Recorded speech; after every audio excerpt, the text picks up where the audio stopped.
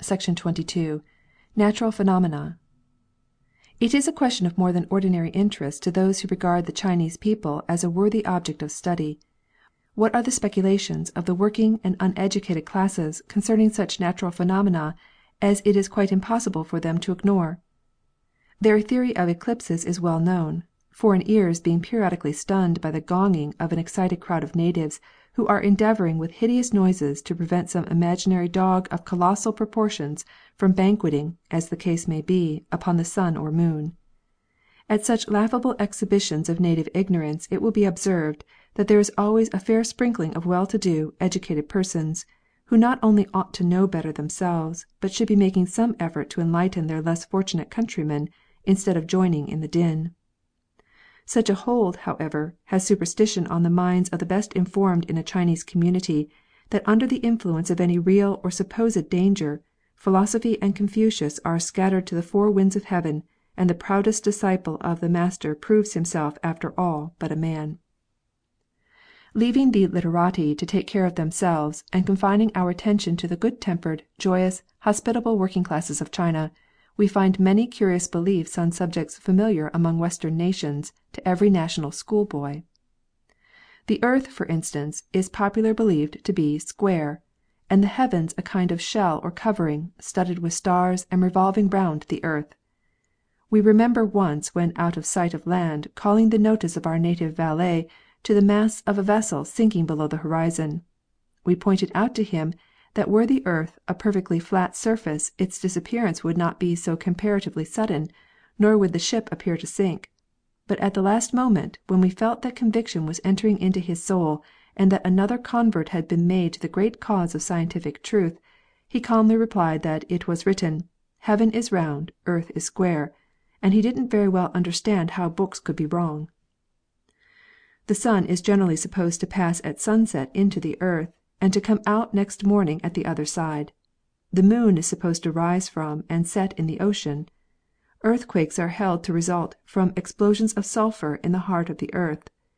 Rain is supposed to be poured down by the dragon god who usually resides on the other side of the clouds, and the rainbow is believed to be formed by the breath of an enormous oyster who lives somewhere in the middle of the sea, far away from land.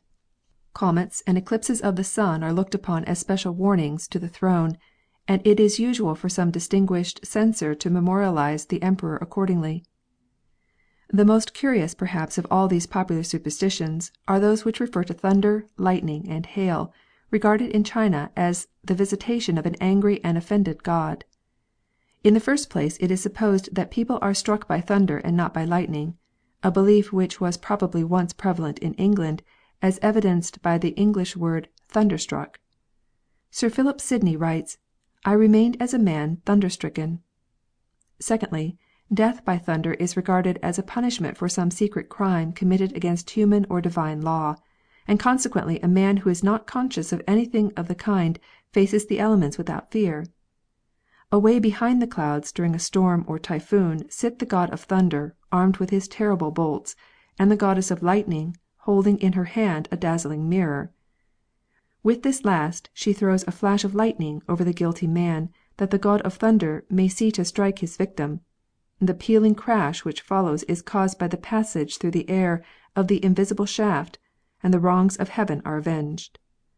Similarly, hail is looked upon as an instrument of punishment in the hands of the hail god, directed only against the crops and possessions of such mortals as have by their wicked actions exposed themselves to the slow but certain visitation of divine vengeance. Each province, nay, each town, has its own particular set of superstitions on a variety of subjects. The above, however, dealing with the most important of all natural phenomena, will be found common to every village and household in the Chinese Empire. The childlike faith with which such quaint notions are accepted by the people at large is only equalled by the untiring care with which they are fostered by the ruling classes, who are well aware of their value in the government of an excitable people. The Emperor himself prays loud and long for rain, fine weather, or snow, according as either may be needed by the suffering crops, and never leaves off until the elements answer his prayers. But here we are ridiculing a phase of superstition from which nations with greater advantages than China are not yet wholly free. End of section 22.